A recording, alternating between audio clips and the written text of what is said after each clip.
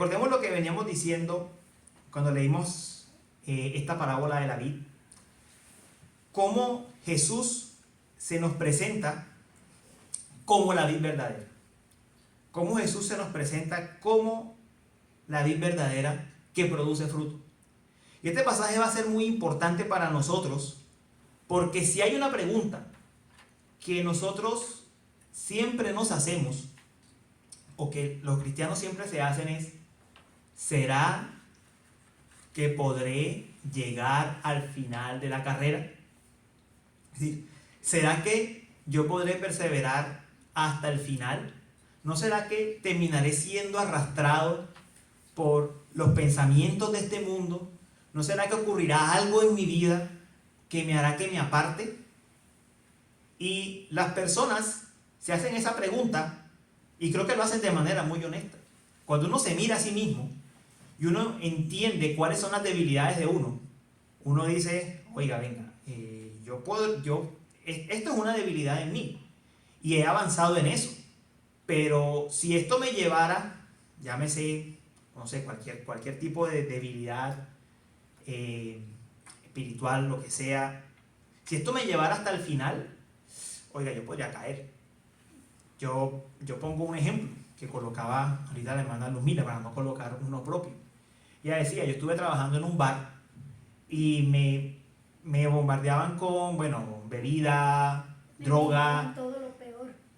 Entonces la pregunta es, bueno, listo, ya lo superó. Pero una persona podría pensar en ese momento, sobre todo una persona que tal vez tuvo ese pasado: oiga, venga, ¿y cómo yo lograré superar si una situación de esa volviera a aparecer en mi vida? Entonces, son preguntas que las personas se hacen, son preguntas honestas que las personas se hacen, y a eso responde este yo soy que estamos viendo el día de hoy, que yo soy la vid verdadera, el último yo soy del Evangelio de Juan. Yo soy la vid verdadera. La enseñanza se va a titular Jesús es la vid verdadera, y va a tener 4 puntos muy sencillos. El primero es la introducción, como siempre hay que explicar qué es lo que estaba pasando. El segundo y los 3 puntos que siguen son los personajes. Se habla de una vid, se habla de un viñador y se habla del fruto o de los sarmientos. La vid, el viñador y los sarmientos. Vamos a ver qué es lo que nos dice el pasaje sobre cada uno de ellos. Entonces, a modo de introducción, voy a recordar esto que hemos dicho en todos estos mensajes. ¿Qué quiere decir en el Evangelio de Juan cuando Jesús dice yo soy? Cuando Jesús está diciendo en el Evangelio de Juan yo soy, es decir, yo soy la luz, yo soy el pan de vida, yo soy la resurrección y la vida, esa palabrita yo soy que utiliza allí el Señor Jesús es la que se utiliza en Éxodo cuando Dios se presenta ante Moisés y le dice yo soy el que soy. Sí, cuando Jesús dice yo soy, Él se está presentando como Dios. Ese es el uso que tiene esa palabra en el Evangelio de Juan. Ahora sí vamos un poco más a la situación. ¿Qué era lo que estaba pasando? Bueno, este mensaje se conecta mucho con el anterior porque solamente lo separa un capítulo. Están muy cerquita. El Señor le había dicho a los discípulos que Él se iba. Yo me voy a la casa del Padre. Los discípulos quedan tristes. Y entonces, para consolarlos, Él les dice: ustedes saben a dónde voy. Y les dijo la frase que vimos la vez pasada: yo soy el camino, la verdad y la vida. Ellos sabían a dónde iba y ellos irían a ese lugar por medio de Él, porque Él es el camino, la verdad y la vida. Ahora, Jesús no solamente les dice: bueno, yo soy ese camino, sino que les da otra promesa. Y la otra promesa que les da es que Él partiría, pero ellos no quedarían solos. Él partiría, pero Él les dejaría otro compañero. Él les dejaría otro consolador. Él les dejaría el Espíritu Santo a ellos, para que viniese a vivir en ellos, dentro de ellos. Entonces, dice así en Juan 14, versos 15 al 18, está en la página 1102, la misma que leímos ahorita. Dice: si ustedes me aman, guardarán mis mandamientos, Entonces yo rogaré al Padre y Él les dará otro consolador, para que esté con ustedes para siempre. Es decir, el Espíritu de verdad, a quien el mundo no puede recibir porque ni lo ve ni lo conoce. Pero ustedes sí lo conocen porque mora con ustedes y estará en ustedes. No los dejaré huérfanos, vendré a ustedes. Y el verso 23, ahí un poquito más abajo dice, Jesús le respondió, si alguien me ama, guardará mi palabra, y mi Padre lo amará, y vendremos a él y haremos con él morada. Entonces, Jesús le promete a los discípulos, el Espíritu Santo vendrá a ustedes, no van a quedar solos. ¿Y qué hace el Espíritu en esos versículos que leímos? Dice varias cosas. Dice que el Espíritu viene a ser morada en el creyente. Ahora, ¿qué significa morada? Esa palabra morada. La palabra morada quiere decir una residencia o una habitación permanente.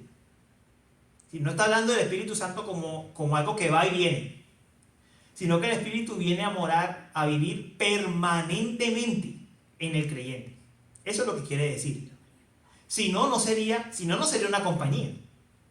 Si el Espíritu fuese y viniese, no estaríamos seguros de en qué momento nos está acompañando y cuándo no. Está diciendo, Él viene a morar. Está diciendo, el Padre y yo venimos a vivir en ustedes por el Espíritu Santo. Eso es lo que está diciendo. También dice que el Espíritu guiaría a los discípulos a toda verdad.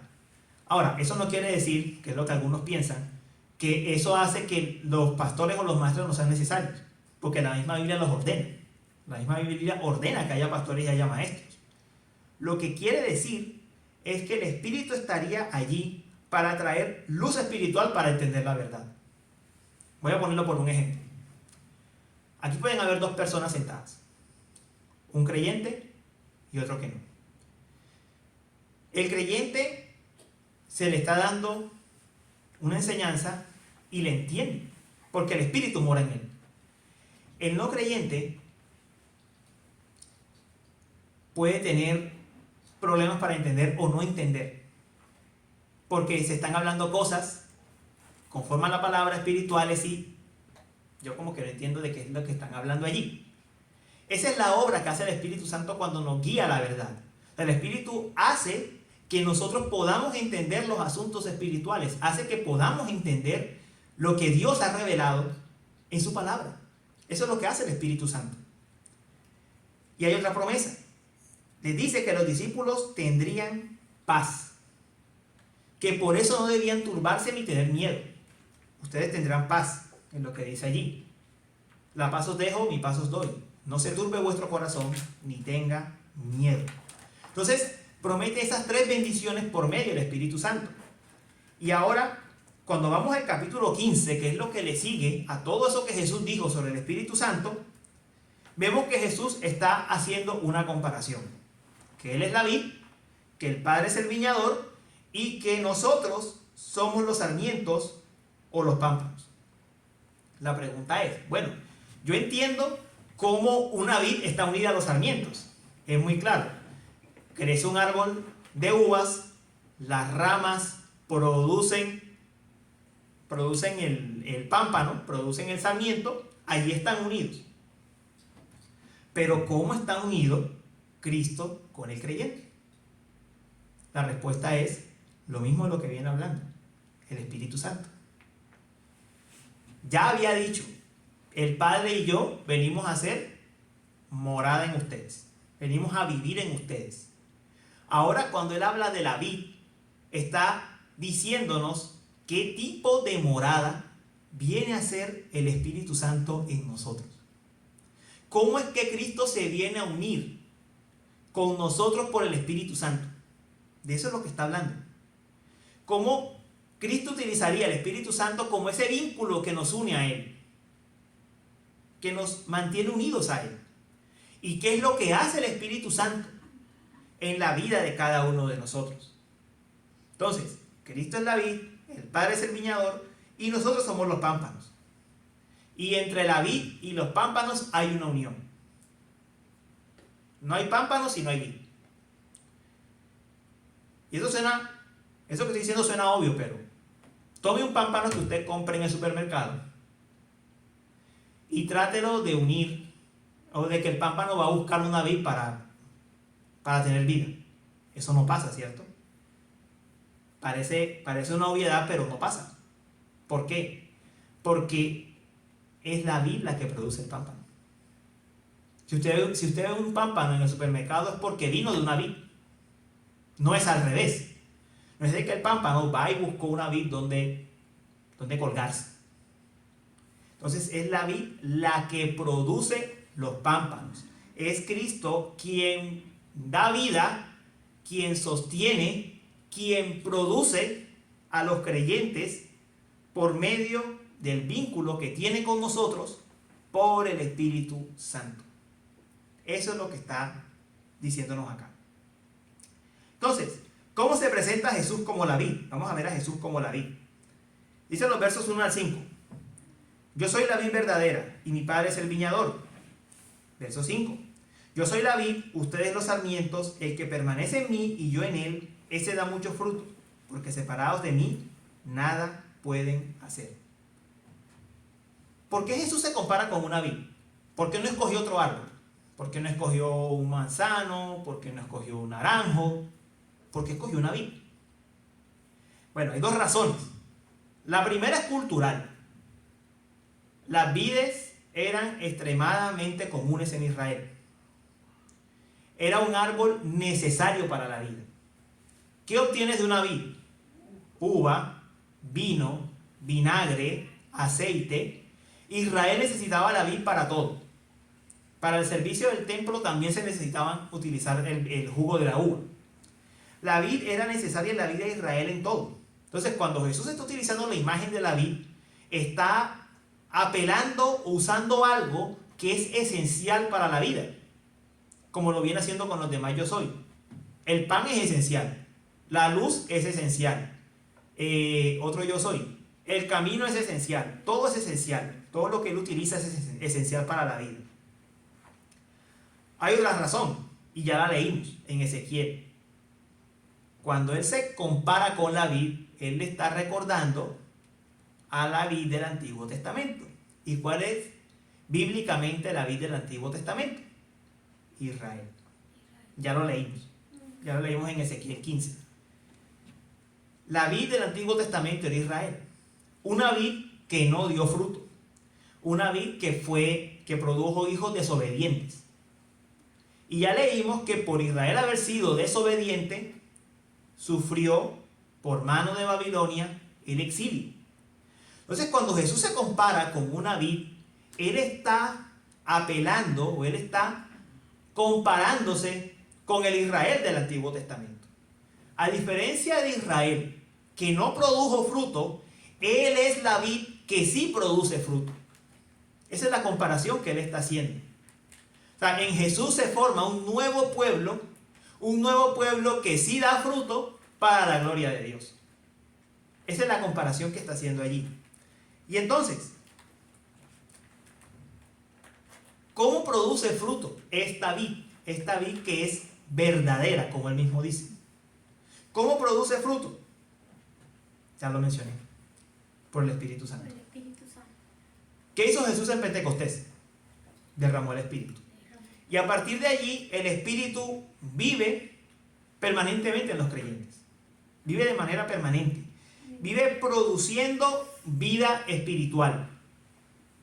Cuando el Espíritu Santo opera por medio de la palabra, llámese una predicación, llámese un evangelismo que uno hace en la calle, llámese un programa donde la palabra está siendo predicada o una canción, cuando el Espíritu obra junto con la palabra, por medio de la palabra, y viene a la vida de una persona, produciendo la fe para creer, llevando a la persona al arrepentimiento, la vid está produciendo vida.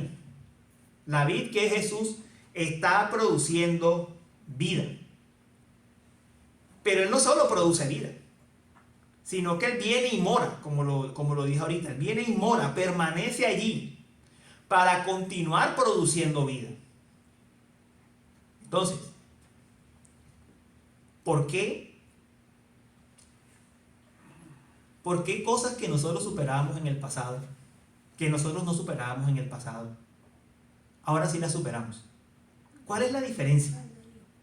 ¿Cuál es la diferencia? Es decir, yo voy a hablar por mí, cada uno verá su caso. Yo era alcohólico.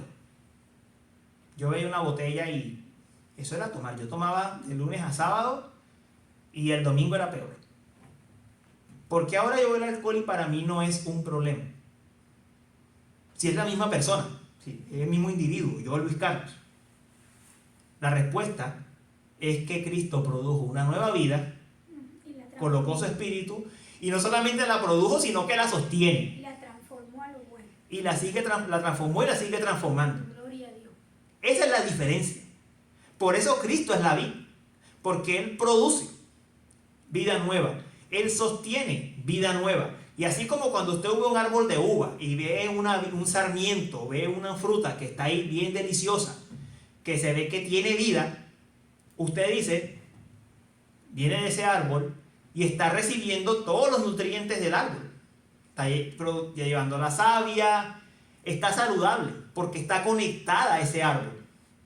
De la misma manera, la vid, Cristo, produce frutos, produce hijos y los continúa sosteniendo por la obra del Espíritu Santo. Amén. Entonces, ¿de quién es la gloria? ¿La gloria es de nosotros o es de Dios? Es de Dios. Dios es el que cambia. Dios es el que transforma la vida. Él es el que hace eso. Somos tan dependientes de Cristo y de su Espíritu desde el momento en que venimos a la fe hasta el día de hoy. Amén. Somos completamente dependientes. No podemos decir, bueno, yo creí en Cristo en un momento, pero ya como que no es para tanto, ya como que hay que bajarle un poquito a eso. No. Somos dependientes desde el momento en que nos rescató hasta el día de hoy. Y entonces, eso responde a la pregunta con la que empezamos. Cuando las personas, sobre todo cuando está empezando en los caminos de la fe y se pregunta, ¿y yo será que sí voy a resistir? ¿Y yo será que sí voy a continuar? La respuesta es, Cristo te sostiene. Amén.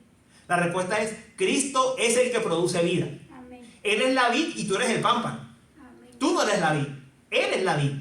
Tú eres el pámpano, tú estás recibiendo vida constantemente de Cristo por medio del Espíritu Santo. Entonces, sí puede ser sostenido hasta el final.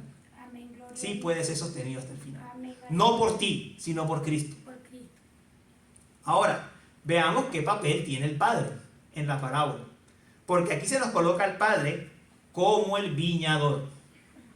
Dice el verso 1, que soy la vid verdadera y mi Padre es el viñador. Todo sarmiento que en mí no da fruto, lo quita. Y todo el que da fruto, lo poda para que dé más fruto. Amén. Gloria a Dios. El Padre funciona, o es colocado en la parábola, como un viñador. Amén. Creo que todos los que hemos tenido una planta en nuestra casa, sabemos que para que la planta crezca bien, hay que podarla. Así es. La planta tiende a crecer de una manera desordenada, producir frutos tal vez que no están en tan buen estado, y hay que quitarlas.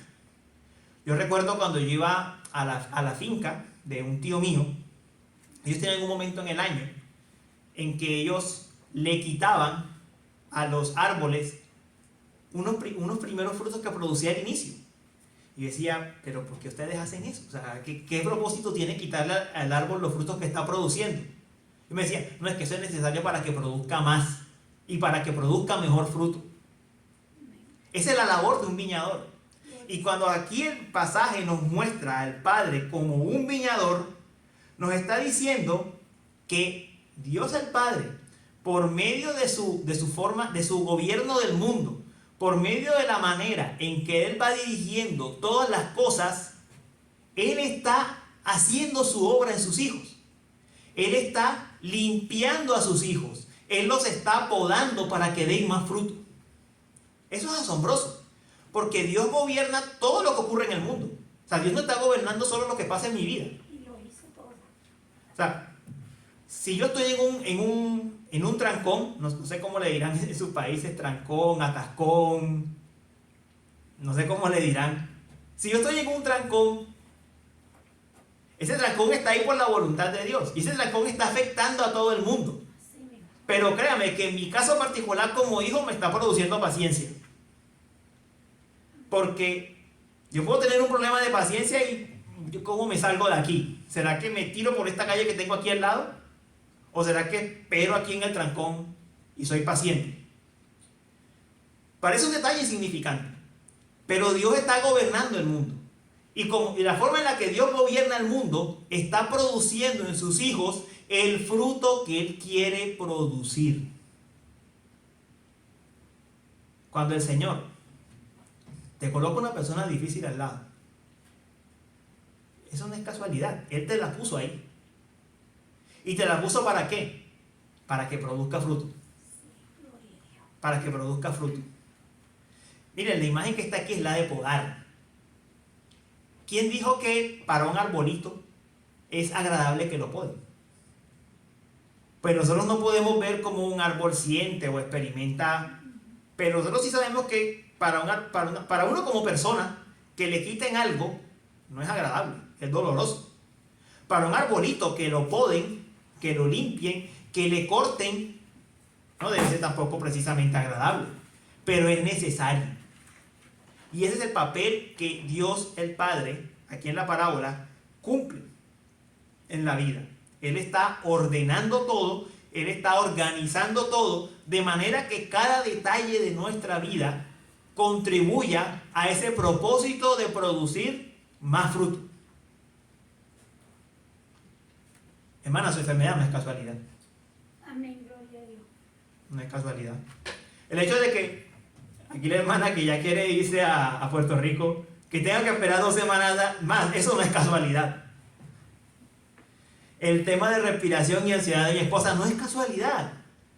Dios está utilizando todo lo que hay en la vida, cosas que son tan ordinarias, para en todo momento estar produciendo fruto en sus hijos. Gloria al Padre. Cuando usted le sirvieron en el restaurante esa comida que no le gustó, que se la sirvieron mal, vea, usted tiene 2 formas de hacer las cosas.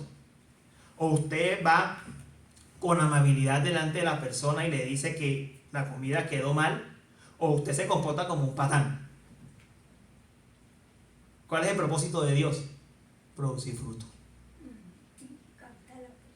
Producir fruto. Y de paso, ahí le damos testimonio a la persona y la podríamos llamar a los pies del Señor. A los pies del Señor, amén. Mire, esto es tan así que podríamos tomar incluso el caso de Job.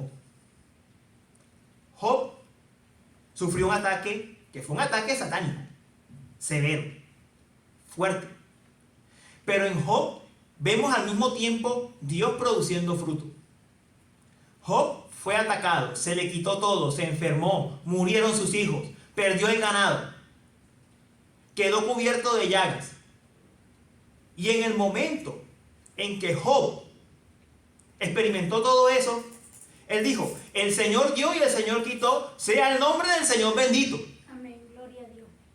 Dios produjo fruto en él. Y cuando pasó toda la prueba de Job, el libro de Job tiene 42 capítulos, cuando pasó toda la prueba, Job dijo algo. Job dijo unas palabras que quedaron ahí en las Biblias y que son dignas de ser leídas. Que están en el capítulo 42 de Job, para que las tengan presentes. Él dijo: he sabido de ti, hablando de Dios, he sabido de ti solo de oídas. O mejor dicho, se la cito en la Reina Valera. De oídas te había oído, mas ahora mis ojos te ven. Amén. Por eso me humillo y me arrepiento en polvo y ceniza.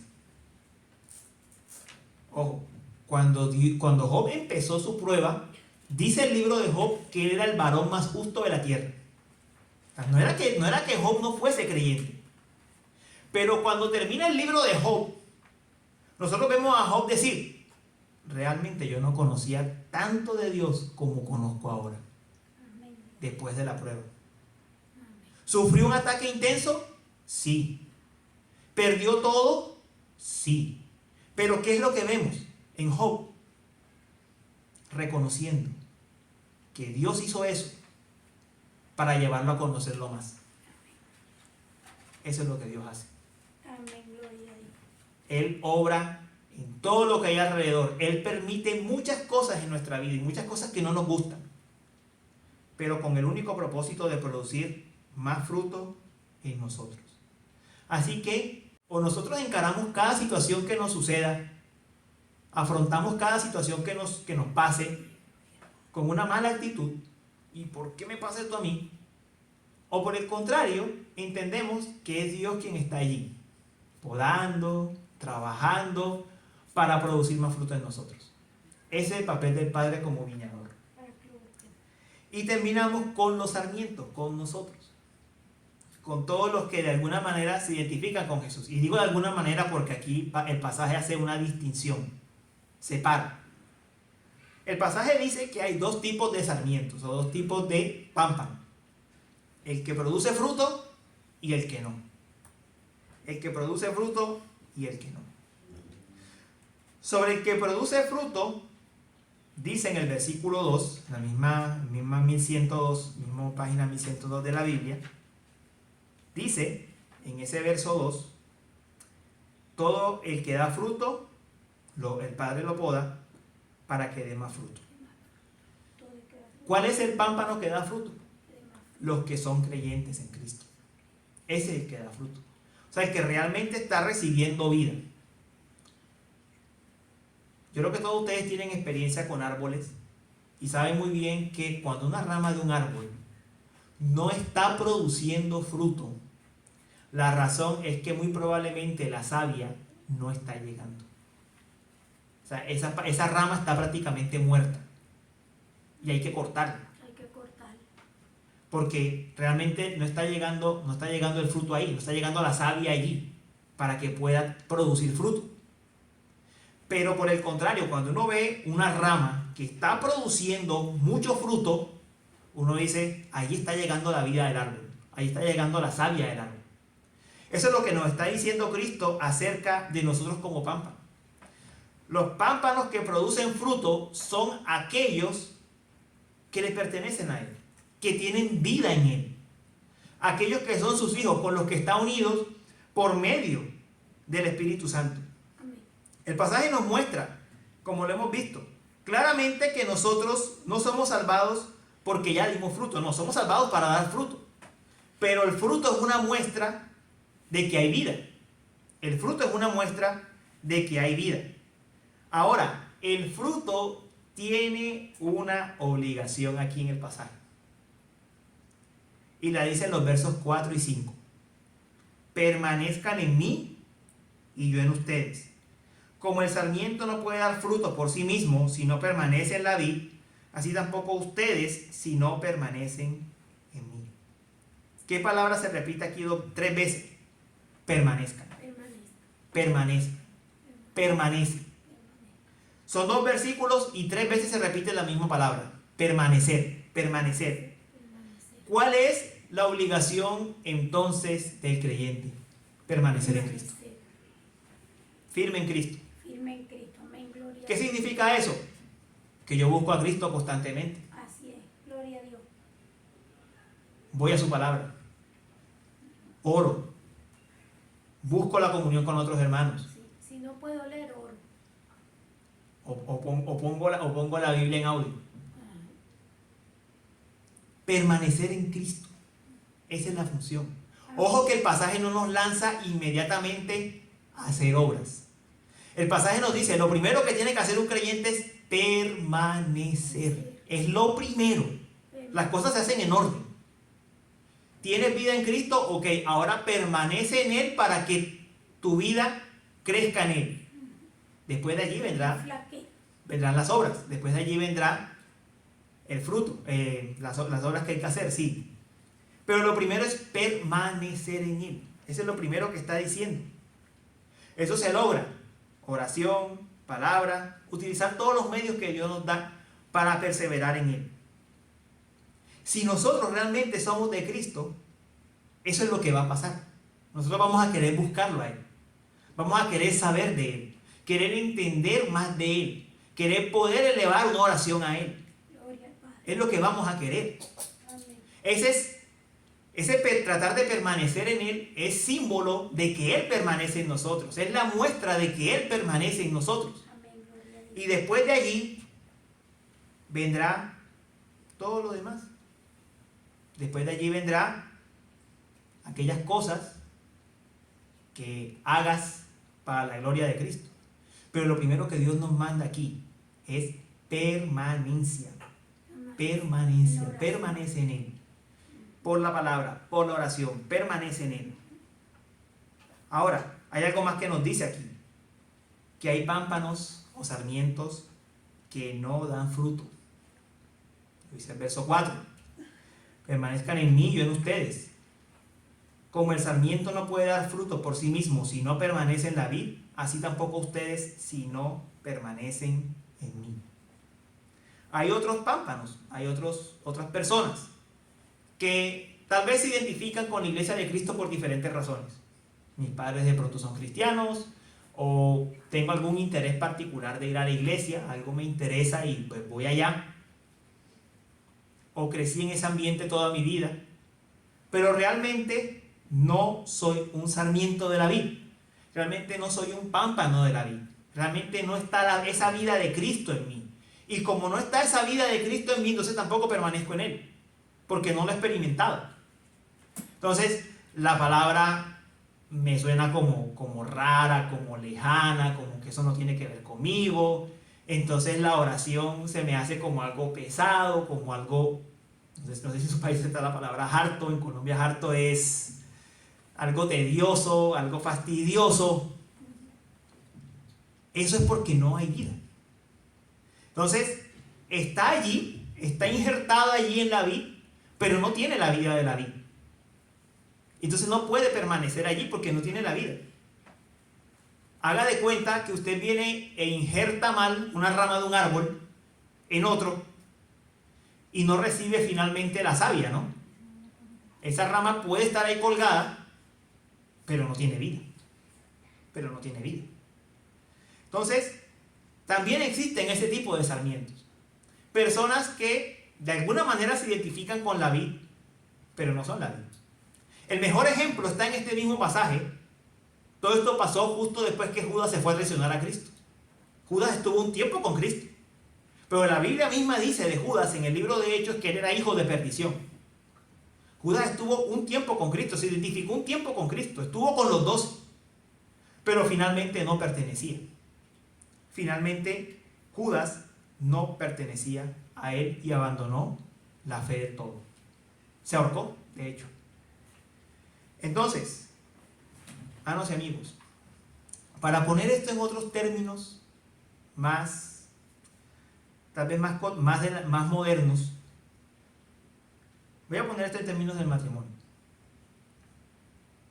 Si en un matrimonio no hay comunicación, es porque muy probablemente tal vez no hay amor verdadero. Cuando tú amas a una persona, tú quieres comunicarte con ella. Tú quieres hablar con ella. Quieres dar y recibir. Quieres mantener el vínculo de permanencia. En la relación con Cristo pasa igual. Si no hay interés de buscar a Cristo, es porque no hay vínculo. Eso es lo que el pasaje nos está mostrando. Y por el contrario, si tú ves un interés en ti, quieres saber de Él, quieres conocerle, quieres crecer en esa comunión con Él, quieres crecer en oración, quieres crecer en la palabra, quieres buscar la compañía de los hermanos, tú estás viendo que hay un vínculo, porque permanentemente quieres saber más de Él. Eso es tan natural como las relaciones humanas. Amén, gloria a Dios. Tan natural como las relaciones humanas, incluso como el matrimonio. Amén. Así funciona esto. Entonces, mi consejo, que ya lo hemos dicho en todo el pasaje, es: si en algún momento de la vida, o en este momento de la vida, tal vez notas que las circunstancias que estás pasando son difíciles, pero tú sigues viendo que esa relación con Cristo ahí está firme, sigue creciendo, estás en la vida y el Padre te está podando. Amén, gloria a Dios. Tenlo presente. No te dejes llevar por las circunstancias, porque las circunstancias a veces le hacen pensar a uno, es que Dios me abandonó. No, no, no, no. Pongamos las cosas en el orden correcto. El Padre me está podando y Cristo me está sustentando. Amén, gloria a Dios. Y estamos seguros y firmes en Él.